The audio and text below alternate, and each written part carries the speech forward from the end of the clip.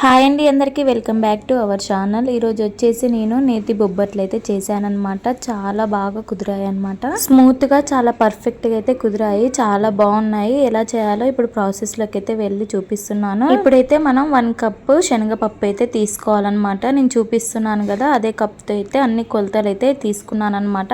ఇప్పుడు 1 కప్ శనగపప్పుని తీసుకొని అది బాగా అయితే వాష్ చేసుకోవాలన్నమాట. 2-3 టైమ్స్ వాష్ చేసేసుకొని దాని నిండా మళ్ళీ వాటర్ అయితే పోసేసుకోవాలన్నమాట. పోసేసుకొని ఒక 1 అవర్ అలా నానబెట్టేసుకోవాలి. సైడ్కి పెట్టేసుకొని 2 అవర్స్ అయిన తర్వాత పప్పు కుక్కర్లో అయితే వేసేసుకోవాలన్నమాట. వేసేసుకొని ఇందులోనే వాటర్ ఉంటాయి కదా, అవి మునిగేంత వరకు అయితే వేసేసుకోవాలి. వేసేసుకొని క్యాప్ పెట్టేసుకోవాలన్నమాట.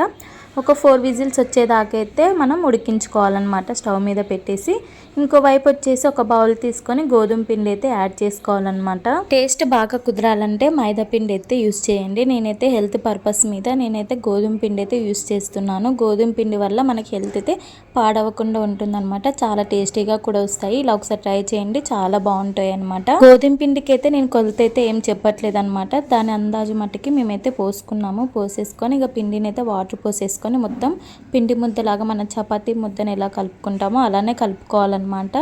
మరి బొబ్బట్లకి మనం మైదా పిండి కలుపుకుంటాం కదా, అలా కలుపుకోకపోయినా పర్వాలేదు. ఇలా కలుపుకుంటే చాలా బాగా కుదురుతాయి. పిండి ముద్దనైతే చాలా సాఫ్ట్గా అయితే కలుపుకోవాలన్నమాట.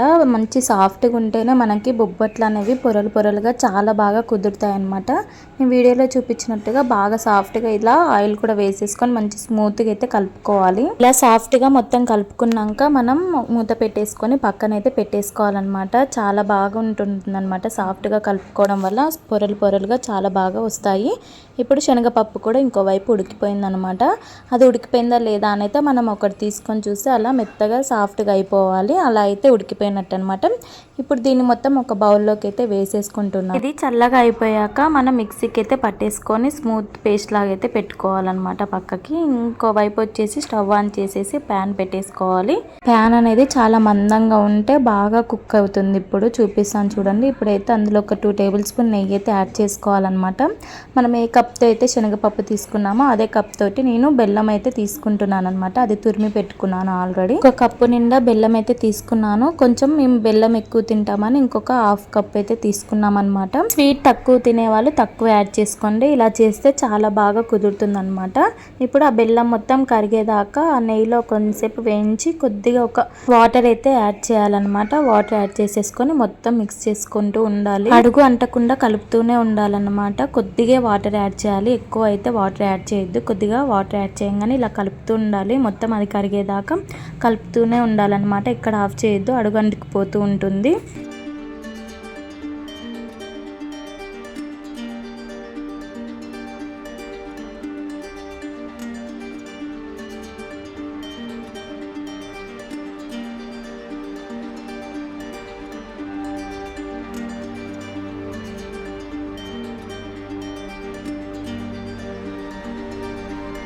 బెల్లం మొత్తం కరిగిపోయాక ఇందులో మనము ముందుగా మిక్సీ పట్టేసుకున్న శనగపప్పుని ఉంది కదా, అది కూడా ఇందులో వేసేసుకోవాలన్నమాట. వేసేసుకొని ఇది కూడా ఒకసారి మొత్తం కలిపేసుకోవాలి. ఇలా ఉంటుందన్నమాట. ఫస్ట్ స్టార్టింగ్ ఇలా ఉంటుంది.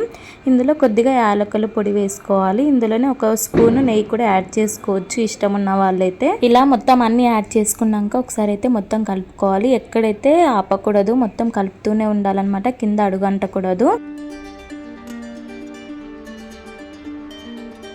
ఇలా చూసారు కదా, దగ్గర పడేదాకా ఇలా కలుపుతూ ఉండాలన్నమాట. ఇలా దగ్గర పడ్డాక కొద్దిసేపు అయ్యాక ఆఫ్ చేసేసుకొని స్టవ్ ఆఫ్ చేసేసుకొని మనం ఫ్యాన్ కింద కొద్దిసేపు ఆరబెట్టుకుంటే అది కొంచెం చల్లబడిపోతుంది. దగ్గర కూడా పడుతుంది అనమాట. ఇక ఇలా మొత్తం అయిపోయాక కలిపేసుకొని పూర్ణాలు అయితే చేసేసుకోవాలి. నేను వీడియోలో చూపిస్తున్నట్టుగా ఇలా చల్లబడిపోయాక పూర్ణాలు అయితే చేసుకోండి.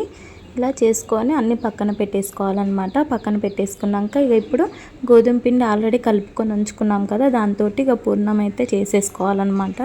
చపాతీలు చేసేసుకొని అందులో పూర్ణం పెట్టేసుకొని ఇంకా మనం చపాతీలు ఎలా ఒత్తుకుంటామో అలానే ఒత్తుకోవాలి. చాలా బాగుంటాయి అన్నమాట. ఎప్పుడైనా ట్రై చేయని వాళ్ళైతే తప్పకుండా ట్రై చేయండి. చాలా పర్ఫెక్ట్గా కుదురుతాయి.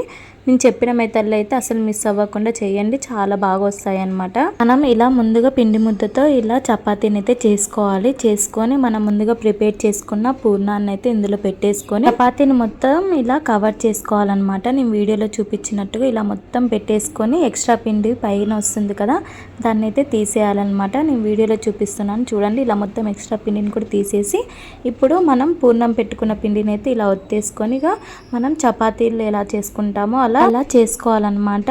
పిండిని యాడ్ చేసుకుంటూ కానీ కొద్ది కొద్దిగా నెయ్యి రాసుకుంటూ కానీ మనం చపాతీలు ఎలా చేస్తామో అలా స్మూత్గా మనకి ఎంత సైజు కావాలో అంత సైజులో మనం బొబ్బట్టు అనేది చేసుకోవాలన్నమాట. మేమైతే చిన్న సైజులోనే చేసుకున్నాము, చాలా బాగా కుదిరాయండి. ఇప్పుడు స్టవ్ ఆన్ చేసి ప్యాన్ పెట్టేసుకున్నాను అనమాట. ఇప్పుడు నెయ్యి యాడ్ చేసేసుకోవాలన్నమాట. నెయ్యి యాడ్ చేసుకున్నాక మనం చేసుకున్న బొబ్బట్టుని దాని మీద అయితే వేసుకోవాలి.